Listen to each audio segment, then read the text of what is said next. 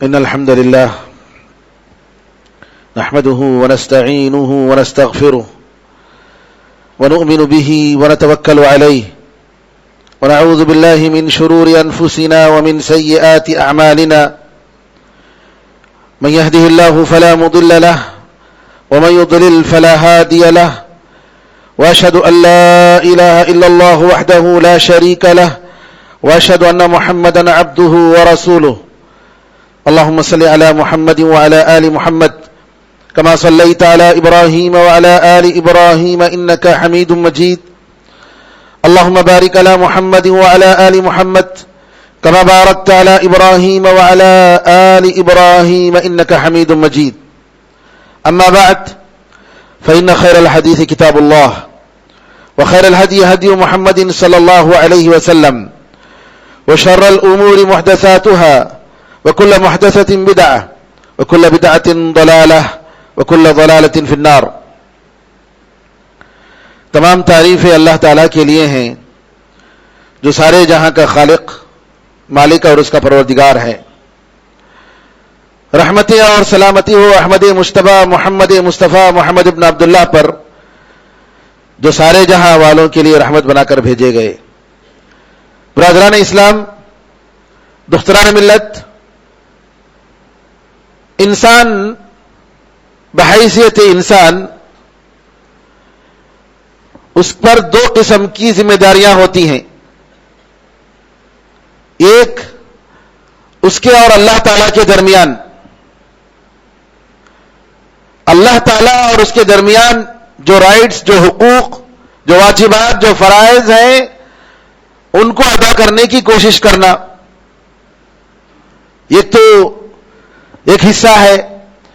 دوسرا حصہ انسان ہونے کے ناطے دوسرے انسانوں کے ساتھ، دوسرے لوگوں کے ساتھ اس کے اوپر جو واجبات ہوتے ہیں، جو فرائض ہوتے ہیں، یہ جو ہے انسان کے تعلق سے دوسرا حصہ ہے جس کو حقوق العباد کہتے ہیں. پہلے جو میں نے بتایا اس کو حقوق اللہ کہتے ہیں، اللہ کے حقوق. اور یہ دوسرا جو ہے ایک انسان ہونے کے ناطے دوسرے انسان کے ساتھ، چاہے اس کے ماں باپ ہوں، بھائی بہن ہوں، رشتہ دار ہوں یا پڑوسی ہوں یا جن کے ساتھ بھی اس کا لینا دینا ہوتا ہو، ڈیلنگ ہوتی ہو، حقوق العباد، بندوں کے حقوق. لوگ عام طور پر جو الحمدللہ نیک ہوتے ہیں، نماز کے پابند ہوتے ہیں، اللہ تعالیٰ کے حقوق میں تو الحمدللہ کوشش ان کی ہوتی ہے، ان کو احساس ہوتا ہے. لیکن بندوں کے حقوق کی جب آتی ہے تو نعوذ باللہ ہم دیکھتے ہیں کہ بندوں کے حقوق میں وہ سمجھتے ہیں کہ مسئلہ نہیں. بلکہ ایک مرتبہ ایک صاحب نے کہا ڈبانا رہے تو رشتہ دار کو ڈباؤ، کیونکہ تو کسی کو بتاتے نہیں جا کر باہر بول نہیں سکتے، اپنا ہی آدمی ہے، اپنا رشتہ دار ہے. تو بندوں کے جو حقوق ہیں اس کا خیال کرنا بہت ضروری ہے اور ایک بہت بڑی ذمہ داری ہے. اس میں بندوں کے جو حقوق ہیں ان میں خاص طور پر آج کا جو موضوع ہے ہمارا امانت. امانت، کیونکہ حدیث میں آتا ہے کہ نبی کریم صلی اللہ علیہ وسلم نے فرمایا سب سے پہلے لوگوں کی طرف سے جو چیز اٹھائی جائے گی وہ امانت، امانت داری. اور امانت کے بہت سارے مفاہیم ہیں، معانی ہیں. قرآن کریم میں اللہ تعالیٰ فرماتا ہے مومنوں کے تعلق سے بتاتے ہوئے، ان کی صفات کا ذکر کرتے ہوئے، والذین هم لاماناتهم وعهدهم راعون. یہ وہ لوگ ہیں مومن جو اپنے امانتوں کا، اپنے عہد و پیمان کا وہ خیال کرتے ہیں، اس کا اعتبار کرتے ہیں، امانت ادا کرنے کی کوشش کرتے ہیں. انہوں نے جو اگریمنٹ کیا ہے، جو عہد کیا ہے، اس اگریمنٹ کا وہ پاس کرتے ہیں، لحاظ کرتے ہیں. امام قرطبی رحمۃ اللہ علیہ فرماتے ہیں امانت دین کے سارے اعمال کو شامل ہے، کوئی چیز اسے چھٹی نہیں ہے، چاہے باتوں میں ہو، چاہے وہ عمل میں ہو، ساری چیزیں امانت میں داخل ہیں. اور امانت میرے بھائیوں، امانت داری کہ امانت ادا کرنا صحیح طریقے سے اسلام کے بڑے اخلاق میں سے ایک بہت ہی اہم اخلاق کی بات ہے، بہت ہی اہم حسن سیرت، حسن خلق کی علامت ہے۔ اللہ تعالیٰ نے حکم دیا، ان اللہ یأمرکم ان تؤدوا الامانات الی اہلہا، بے شک اللہ تمہیں حکم دیتا ہے کہ تم امانتوں کو ان کے حوالے کرو جن کی یہ چیزیں ہیں۔ وَإِذَا حَكَمْتُم بَيْنَ النَّاسِ أَن تَحْكُمُوا بِالْعَدْلِ، اور اگر تم لوگوں کے درمیان فیصلہ کرو انصاف کے ساتھ کرو۔ ان اللہ نعم ما یعظکم بہ، بے شک اللہ تعالیٰ کیا بہترین نصیحت تمہیں کر رہا ہے، بے شک اللہ تعالیٰ بڑا سننے والا اور بڑا دیکھنے والا ہے۔ آپ دیکھیں گے انبیاء علیہم الصلوۃ والسلام کے اخلاق کا ذکر کرتے ہوئے قرآن کریم نے ان کے ایک بہت ہی اہم صفت کا ذکر فرمایا، اور وہ کیا ہے کہ وہ امانت دار ہیں۔ سورہ شعراء میں کئی انبیاء کا ذکر آیا، اور انبیاء اپنے قوموں کو کہتے ہوئے کہتے ہیں انی لکم رسول امین، لوگو میں تمہارے لیے اللہ کا رسول ہوں اور امانت دار آدمی ہوں۔ اور آپ کو معلوم ہے کہ نبی کریم صلی اللہ علیہ وسلم نبی بننے سے پہلے عرب میں، قریش میں، مکے میں الصادق الامین، بہت ہی سچے اور بڑے امانت دار نبی کریم صلی اللہ علیہ وسلم اس لقب سے معروف و مشہور تھے۔ امانت انسان کے ایمان کی علامت ہے میرے بھائیوں۔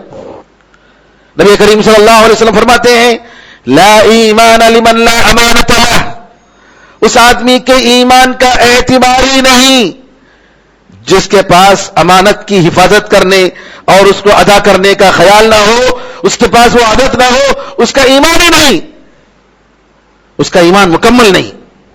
ولا دین لمن لا عہد لہ، اور جو شخص اپنے عہد و پیمان کا لحاظ نہیں کرتا ہے اس کے دین کا کوئی اعتبار نہیں، یعنی اللہ تعالیٰ قیامت کے دن اس کے دین کا اعتبار نہیں کرے گا جو اپنے عہد و پیمان کا لحاظ نہیں کرتا ہے، اور وہ شخص جو اپنی امانتوں کو صحیح طریقے سے ادا نہیں کرتا ہے اس کا ایمان کا اعتبار نہیں، وہ مومن کہلانے کے لائق نہیں ہے۔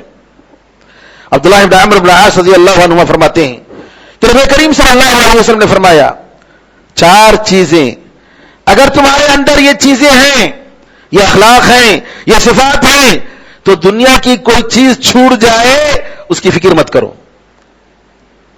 4 باتیں اگر تمہارے اندر ہیں اور دنیا کی کوئی چیز تمہیں نہیں مل رہی ہے، تم مالدار نہیں ہو، پریشانیاں ہیں، مصیبتیں ہیں، بیماریاں ہیں، فکر کرنے کی ضرورت نہیں۔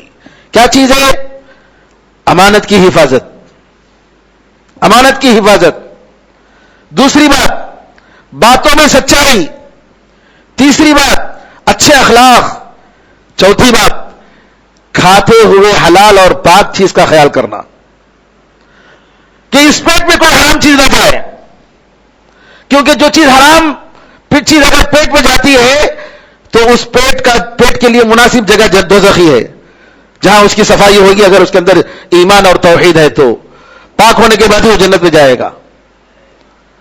تو بڑا بزرگوں یہ 4 چیزیں اگر ہیں، نبی کریم صلی اللہ علیہ وسلم فرماتے ہیں کہ آپ کو فکر کرنے کی ضرورت نہیں ہے۔ اگر دنیا میں سے کوئی چیز کمی ہے، پریشانیاں ہیں، تکلیف ہے، کوئی پرواہ نہیں، اگر آپ کے اندر یہ 4 چیزیں ہیں تو امانت کی حفاظت، سچائی، اچھے اخلاق اور رزق جو آپ کے پیٹ میں جاتا ہے آپ اس کا خیال کرتے ہیں کہ یہ پاک رزق جا رہا ہے، حلال رزق جا رہا ہے۔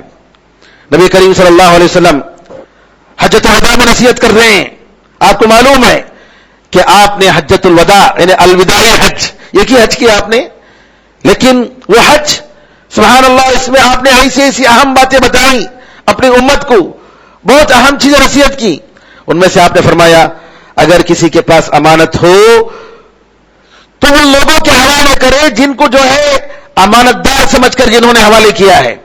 اور پھر نبی کریم صلی اللہ علیہ وسلم نے اس کے بعد کہا اے اللہ میں نے جو ہے پہنچا دیا ہے، تیرے پیغام کو میں نے پہنچا دیا ہے۔ نبی کریم صلی اللہ علیہ وسلم فرماتے ہیں حذیفہ رضی اللہ تعالیٰ امانت کیسے اٹھا لی جاتی ہے، لوگوں کے دلوں سے امانت کیسے اٹھا لی جاتی ہے۔ صحیح مسلم کی ایک لمبی حدیث میں صحیح بخاری اور صحیح مسلم کی حذیفہ رضی اللہ تعالیٰ عنہ جو عام طور پر فتنوں کی حدیثوں کو روایت کرتے تھے.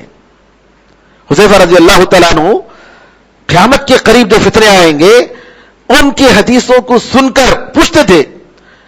اب حذیفہ رضی اللہ تعالیٰ اپنے بارے میں کہتے ہیں کہ لوگ جو ہے خیر کے بارے میں پوچھتے تھے رسول اللہ صلی اللہ علیہ وسلم سے، لیکن میں شر کے بارے میں پوچھتا تھا، برائی اور فتنوں کے بارے میں پوچھتا تھا، تاکہ میں فتنوں میں مبتلا نہ رہوں، تاکہ میں فتنوں سے بچ جاؤں. تو نبی کریم صلی اللہ علیہ وسلم کے بارے میں حذیفہ رضی اللہ تعالیٰ عنہ جو نبی کریم صلی اللہ علیہ وسلم کے رازدان بھی تھے، جن کے بارے میں کہا جاتا ہے صاحب السر، رسول اللہ صلی اللہ علیہ وسلم کے رازدان صحابی، کہتے ہیں نبی کریم صلی اللہ علیہ وسلم نے دو باتیں ہمیں بتائیں، ایک تو میں نے دیکھ لیا ہے اور دوسرے کا میں انتظار کر رہا ہوں. نبی کریم صلی اللہ علیہ وسلم نے ہمیں بتایا کہ امانت لوگوں کے دلوں میں داخل ہوئی، پھر اللہ نے قرآن کو اتارا تو انہوں نے قرآن کو سمجھا، حدیث کو سمجھا، پھر نبی کریم صلی اللہ علیہ وسلم نے ہمیں بتایا کہ امانت کو کیسے اٹھا لیا جائے گا. ذرا دیکھیے کہ انسان کے جب اخلاق اچھے ہو دین بھی اس کے اندر آتا ہے. شیخ بن باز رحمۃ اللہ علیہ فرماتے ہیں کہ لوگوں کے اخلاق جب بگڑتے ہیں تو ان کا عقیدہ بگڑتا ہے، اور جب لوگوں کا عقیدہ بگڑتا ہے تو غیر لوگ ان پر غالب آ جاتے ہیں، دشمنان اسلام ان پر غالب آتے ہیں. تو پہلی چیز بگاڑ کہاں سے آتی ہے؟ بگاڑ اخلاق کی وجہ سے. انسان اور کسی قوم اور کسی معاشرے کسی سوسائٹی کے اخلاق خراب ہو، گھریلو معاملات میں آپس میں ایک دوسرے کے ساتھ لین دین کرتے ہوئے، تو وہاں سے جو ہے عقیدہ خراب ہوتا ہے. عقیدہ جب خراب ہوتا ہے تو غیر دشمنان اسلام ان پر غالب ہوتے ہیں. آپ دیکھ سکتے ہیں کہ آج جو ہمارا حال ہے، کیا بھائی، ارے وہ مسلمان، ارے انہوں تو جو ہے سب سے number 1 fraud, number 1 fraud, number 2 کا معاملہ ہے تو آ جاؤ، نعوذ باللہ. ایک مسلمان ایک مومن کیسے ہو سکتا ہے؟ اس طریقے سے نام سوسائٹی میں مارکیٹ میں کیسے بھی بنا کر سکتا ہے؟ جبکہ وہ اللہ تعالیٰ کا بندہ اور اللہ تعالیٰ سے ڈرنے والا ہے، وہ عقیدہ رکھتا ہے کہ اللہ ہے، فرشتے نوٹ کر رہے ہیں، سارے اعمال ہمارے ریکارڈ ہو رہے ہیں، ہماری باتیں ریکارڈ ہو رہی ہیں، ہمارا کام ریکارڈ ہو رہا ہے. لیکن نعوذ باللہ وہی مسلمان، وہی مومن، آج اس کے اندر وہ اخلاق ہیں جو نعوذ باللہ ایک مسلمان کے دل میں بلکہ ایک انسان کے پاس نہیں ہونی چاہیے. نبی کریم صلی اللہ علیہ وسلم امانت کیسے اٹھائی جائے گی بتاتے ہیں، سنیے. کہتے ہیں کہ آدمی سوئے گا، اس کے دل سے امانت کو اٹھا لیا جائے گا، اور اس امانت کے اٹھالے جانے کی نشانی جو ہے وہ امانت گویا اس کے اثر جس طریقے سے جو ہے کوئی چیز تھی اور وہ چیز وہاں سے اٹھ جانے کے بعد اس کی کوئی نشانی رہ جاتی ہے، اس طریقے سے وہ رہ جائے گی نشانی. پھر اس کے بعد دوبارہ سوئے گا تو اس کے دل سے امانت اٹھا لی جائے گی، اور اس کا جو اثر ہے بالکل اسی طریقے سے جسی طریقے سے پھپولا ہوتا ہے. کسی چیز میں پیر میں آپ چل رہے ہیں، کہیں چھپ گیا تو چھپ جانے کی وجہ سے پیر میں پھپولا ہو جاتا ہے. اوپر سے تو لگتا ہے کہ کوئی چیز ہے، جی ابھری ہوئی چیز لگتی ہے، لیکن اندر کچھ نہیں ہے، پانی ہوتا ہے. اسی طریقے سے جو ہے امانت کا اثر رہ جائے گا اور امانت اٹھا لی جائے گی. یعنی آدمی جیسے جیسے غلطی کرتا ہے ویسے ویسے اس کے گناہ کے مطابق اللہ تعالیٰ اس کو سزا دیتا ہے. آہستہ آہستہ اس کی امانت اس کے دل سے اٹھا لی جاتی ہے، کیونکہ گناہ کو کھینچتا ہے، نیکی کو کھینچتی ہے. اب اگر ایک مرتبہ خیانت کیا ایک آدمی کے ساتھ تو پھر اس کے بعد کیا کرتا ہے؟ دوسری خیانت کرتا ہے، تیسری خیانت کرتا ہے، چوتھی خیانت کرتا ہے، اور ایمان جو ہے اس طریقے سے امانت اللہ تعالیٰ اس کے دل سے اٹھا لیتا ہے. نبی کریم صلی اللہ علیہ وسلم فرماتے ہیں لوگ آپس میں ایک دوسرے کے ساتھ ڈیل کریں گے، خرید و فروخت کریں گے، لیکن دیکھیں گے کہ جو ہے وہ امانت کو ادا نہیں کر رہے ہیں. حتیٰ کہ کہا جائے گا ارے فلاں خاندان میں ایک آدمی ہے امانت دار، کیا ہمت والا ہے کیا اخلاق ہیں، کیا سمجھدار ہے، جبکہ اس کے دل میں رائی کے دانے کے برابر بھی ایمان نہیں. اس کے دل میں رائی کے دانے کے برابر بھی ایمان نہیں. لوگ سمجھیں گے بڑا ایماندار ہے، جبکہ اندر سے پورا نعوذ باللہ باطن اس کا خراب ہی خراب ہے. کہتے ہیں حذیفہ رضی اللہ تعالیٰ عنہ، ایک زمانہ ایسا تھا کہ میں کسی کے ساتھ بھی ڈیل کر سکتا تھا، کسی کے ساتھ بھی خرید و فروخت کر سکتا تھا. اگر مسلمان ہے تو اس کا اسلام، اس کا دین اس بات پر مجبور کرتا تھا کہ وہ امانت میرے حوالے کرے. لیکن اگر وہ غیر مسلم ہے، عیسائی یا یہودی ہے، تو اس کا جو لیڈر ہوتا تھا، اس کا جو بڑا ہوتا تھا قبیلے کا، وہ کیا کرتا تھا؟ وہ امانت کو واپس دلاتا تھا. حذیفہ کہتے ہیں رضی اللہ تعالیٰ عنہ ارضا، اپنے زمانے میں کہتے ہیں کہ آج کا یہ حال ہے کہ میں ہر ایک کے ساتھ ڈیل نہیں کر سکتا، خاص لوگوں کے ساتھ میں ڈیل کر سکتا ہوں، کیونکہ مجھے ڈر ہے کہ اگر میں دوسروں کے ساتھ کروں گا تو وہ امانت واپس نہیں آئے گی، یہ امانت واپس نہیں آئے گی، امانت داری نہیں رہے گی. میرے بزرگوں بھائیوں، امانتیں بہت ساری چیزوں میں ہیں. سب سے پہلی امانت عبادت میں ہے. سب سے پہلی امانت عبادت میں ہے. جو آدمی نماز میں مرغوں کی طرح جو ہے ٹھونکے مارتا ہے، اس نے نماز کی امانت کا حق ادا نہیں کیا. جو آدمی سورج نکلنے تک انتظار کرتا ہے، کتنا ٹائم ہے، ابھی ٹائم ہے سوئیں گے، ابھی ٹائم ہے فجر کی نماز پڑھنے کے لیے، اور آخری وقت میں اٹھ کر نماز پڑھتا ہے، اس نے نماز کی امانت کو ادا نہیں کیا. جو آدمی عصر میں سورج کے غروب ہونے تک انتظار کرتا ہے، اور اسی طریقے سے نعوذ باللہ بالکل آخری وقت میں جب سورج بالکل پیلا ہو جاتا ہے، جیسا کہ روایتوں میں آتا ہے کہ اس وقت منافق نماز پڑھتا ہے، تو نماز کا حق اس نے ادا نہیں کیا. جو شخص وضو میں پاکی صفائی کا اعتبار نہیں کرتا ہے، یہ نہیں دیکھتا ہے کہ میرے جسم کے وضو کے جو اعضاء جہاں پر پانی پہنچنا چاہیے صحیح طریقے سے پہنچتا ہے نہیں، اس کا خیال نہیں کرتا ہے، اس نے وضو کی عبادت میں امانت کا اس نے خیال نہیں کیا. آپ کو معلوم ہے کہ نبی کریم صلی اللہ علیہ وسلم نے فرمایا نماز کے بارے میں کہ نماز کی جو حفاظت کرے گا اس کے لیے نماز روشنی ہوگی، نور بن کر آئے گا، روشنی ہوگی، جبکہ قیامت کے دن چاروں طرف اندھیرا ہی اندھیرا ہوگا. اس کے لیے دلیل ہوگی نماز، اس کے ایمان کی دلیل، نجات کا ذریعہ ہوگی قیامت کے دن. اور اگر کوئی شخص اس کی حفاظت نہیں کیا، نہ اس کے لیے روشنی ہوگی، نہ اس کے لیے دلیل ہوگی، نہ اس کے لیے نجات ہوگی، اور وہ قیامت کے دن قارون، فرعون اور حامان اور ابی بن خلف، ان کفار اور مشرکین کے جو سرغنے تھے، ان کے ساتھ نعوذ باللہ قیامت کے دن ہوگا. دوسری چیز امانت میں عبادت کے علاوہ یہ ہے کہ آدمی اپنے اعضاء کی حفاظت کرے. اعضاء جو اللہ تعالیٰ نے اس کو عطا فرمائے ہیں، اس میں امانت کا لحاظ کرے. آنکھ، میرے بھائیوں، میرے بزرگوں، یہ امانت ہے، یہ جان امانت ہے. اللہ تعالیٰ نے آپ کو ایک مدت کے لیے دی ہے. آپ یہ نہیں کہہ سکتے کہ میری جان ہے میں مار لیتا ہوں، میں خودکشی کر لیتا ہوں. نہیں، امانت کے طور پر یہ جان آپ کے حوالے کی گئی ہے. یہ سارے اعضاء امانت کے طور پر آپ کو حوالے کیے گئے ہیں. یہ کان، یہ آنکھ، یہ ہاتھ، یہ ہر عضو امانت ہے. اور قیامت کے دن اس کے بارے میں پوچھا جائے گا ان السمع والبصر والفؤاد كل اولئک کان عنہ مسئولا. بے شک کان، آنکھ اور دل اس کے بارے میں پوچھا جائے گا. کیوں؟ دل میں اگر آپ نے برائی کا عزم کیا، برائی کا ارادہ کیا، اور آپ نے پختہ ارادہ کر لیا نعوذ باللہ برے کام کرنے کا، تو نعوذ باللہ اگر آپ وہ کرتے ہیں تو نعوذ باللہ اس دل کا حساب ہوگا. اگر نہیں کرتے ہیں تو اللہ تعالیٰ اس کو معاف کرے گا. نبی کریم صلی اللہ علیہ وسلم فرماتے ہیں آنکھ بھی زنا کرتی ہے، دل بھی زنا کرتا ہے. آنکھ کا زنا یہ ہے کہ آنکھ غلط چیزوں کو دیکھتا ہے، اور دل کا زنا یہ ہے کہ وہ نعوذ باللہ غلط خواہشات کرتا ہے، اور شرمگاہ اس کی تصدیق کرتی ہے یا اس کو جھٹلاتی ہے.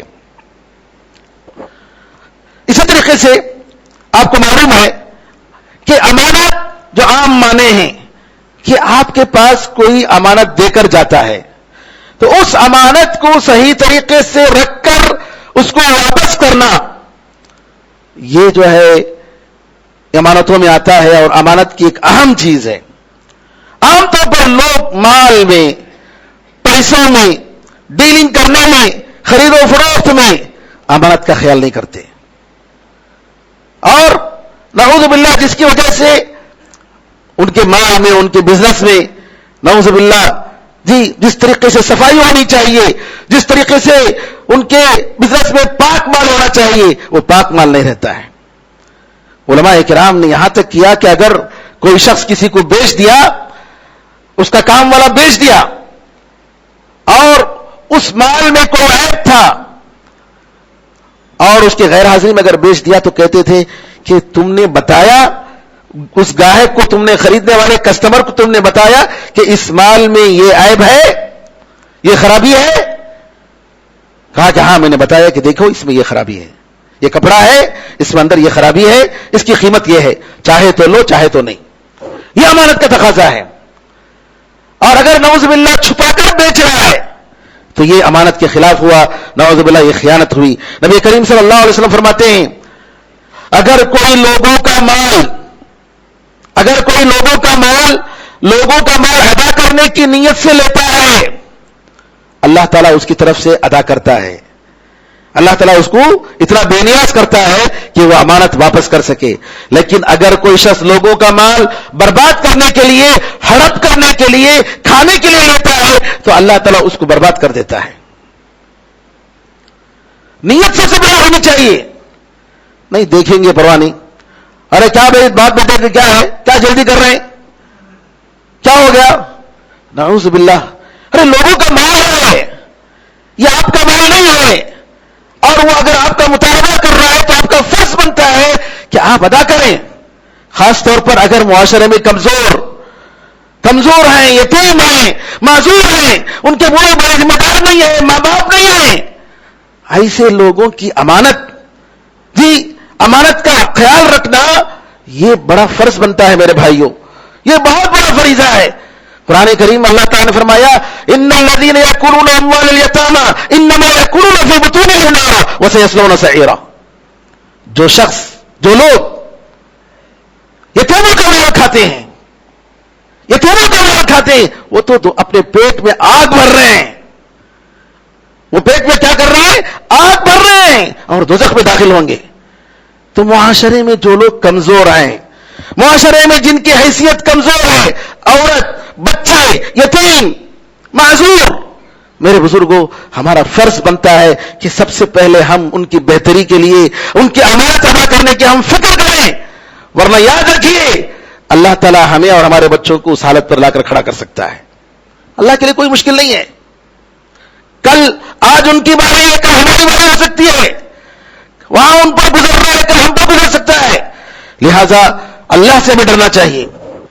आदमी के पास जो माल, कसरत से माल है, उसकी वजह से जो है मालदारी नहीं आती, बल्कि मालदारी जो होती है कि आदमी के दिल में बेनियाजी हो। अल्लाह ताला के पास जो बरकत है उसकी वजह से इंसान मालदार बनता है। कसरत माल या कसरत दौलत से आदमी मालदार नहीं बनता है। आज मेरे पास एक दुकान थी, 4 दुकान बन गई, वो मालदार नहीं है। आपके दिल में जो है, आपका दिल बेनियाज है, आपका दिल मोहताज नहीं है।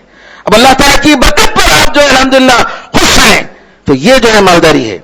अबू हुरैरा रज़ी अल्लाह तआला अन्हु फरमाते हैं कि 3 ऐसे लोग हैं जिनके साथ मैं क़यामत के दिन आर्ग्यू करूंगा, उनके साथ झगड़ा करूंगा, मैं उनके खिलाफ खड़ा रहूंगा।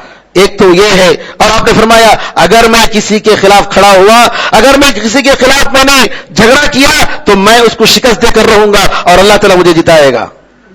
एक वो है जो मेरा हवाला देकर माल लेता है, अहद पैमान करता है, फिर धोखा देता है। नबी करीम सल्लल्लाहु अलैहि वसल्लम का हवाला देकर है, हम मोमिन हैं, मुसलमान हैं, हम कैसा हम करेंगे, लेकिन नौजुबिल्लाह धोखा देता है। एक आदमी वो आजाद को पकड़ के बेच देता है। इंसान आजाद है, उसको पकड़ के गुलाम के तौर पर बेचते थे और उसका पैसे खा लिया। तीसरा वो आदमी जो किसी मजदूर को अपने पास रखा, मजदूरी का काम तो ले लिया, लेकिन उसकी मजदूरी, उसकी उजरत नहीं दी। उसकी मजदूरी वापस देनी चाहिए, उसने नहीं दिया। जाओ, नहीं देते, जाओ, तुम्हें क्या करती कर लो। नाऊज़ु बिल्लाह। नबी करीम सल्लल्लाहु अलैहि वसल्लम क़यामत के दिन उसके खिलाफ मुकदमा दायर करेंगे। और इसी तरीके से मेरे भाइयों, अमानतों में एक और अमानत यह है کہ ہم اپنے عمل میں، اپنی ڈیوٹی میں ہماری ذمہ داری ادا کریں. آپ کسی کام کر رہے ہیں، کوئی بھی کام کر رہے ہیں، گھر میں یا فیکٹری میں، کمپنی میں، گورنمنٹ کا کام، آپ کا فرض بنتا ہے کہ آپ صحیح طریقے سے، بہتر طریقے سے وہ کام کریں. بہتر طریقے سے. بعض لوگ کیا ہے، ارے تمہارا کام ختم ہوگا تو بیٹھ جاؤ، جب بولو کہ میرا کام ختم ہوگا دوسرا کام دیں گے، اس کے بعد اور ایک کام دیں گے. نہیں، یہ امانت کے خلاف ہے، امانت کے خلاف ہے. بہرحال جو جس جگہ آپ کام کر رہے ہیں اس جگہ اخلاص کے ساتھ، خیر خواہی کے ساتھ کام کرنا، یہ امانت میں. پانچویں چیز خرید و فروخت میں امانت. چھٹی چیز ذمہ داریاں، یہ امانت ہے میرے بھائیوں. جو پوسٹ ہمارے پاس ہے وہ ایک امانت ہے، چاہے کسی جماعت کا پوسٹ ہو، کسی مسجد کا پوسٹ ہو یا حکومت کا پوسٹ ہو، کوئی بھی پوسٹ ایک ذمہ داری ہے. آپ اسکول میں ہیں، مدرسے میں، کسی بھی جگہ اگر کسی پوسٹ میں ہے تو وہ امانت، اس کے خلاف، اس کی مصلحت کے خلاف استعمال کرنا خیانت ہوگی، یہ جائز نہیں ہے. ساتویں چیز امانت، جی راز کی باتیں ہیں، ان کی حفاظت کرنا یہ بھی امانت ہے. کسی کے راز اٹھا کر بتا دیے دوسروں کو، یہ خیانت ہوگی. آٹھویں چیز بات چیت میں امانت. نبی کریم صلی اللہ علیہ وسلم نے فرمایا اگر کوئی آدمی کسی سے بات کرتا ہے، بات کرنے کے بعد پلٹ کر دیکھتا ہے، کون تم یہی کا دیکھتا ہے، مطلب یہ کہ وہ سیکریٹ طور پر بتا رہا ہے، تو یہ امانت ہے. آپ اس میں خیانت نہیں کر سکتے، آپ اس میں جو ہے دوسروں کو بتا نہیں سکتے. اللہ تعالیٰ سے دعا ہے کہ اللہ تعالیٰ ہم سب کو حسن عمل کی توفیق عطا فرمائے، جو امانتیں ہیں ان کو صحیح طریقے سے ادا کرنے کی توفیق عطا فرمائے. اللہ تعالیٰ سارے مسلمانوں پر رحم فرمائے، معصوموں کی حفاظت فرمائے، اور جہاں جہاں دشمنان اسلام ظالم مسلمانوں پر ظلم کر رہے ہیں اللہ تعالیٰ ان لوگوں کو برباد کر دے. اللہ تعالیٰ ان کی پلاننگ میں ہونے کو بربادی کا ذریعہ اور سبب بنا دے. آمین ارحم الراحمین. بارک اللہ لنا ولکم فی القرآن العظیم ونفعنا وإياکم بالآیات والذکر الحکیم. انہ تعالی جواد کریم ملک بر رؤوف رحیم رب حلیم.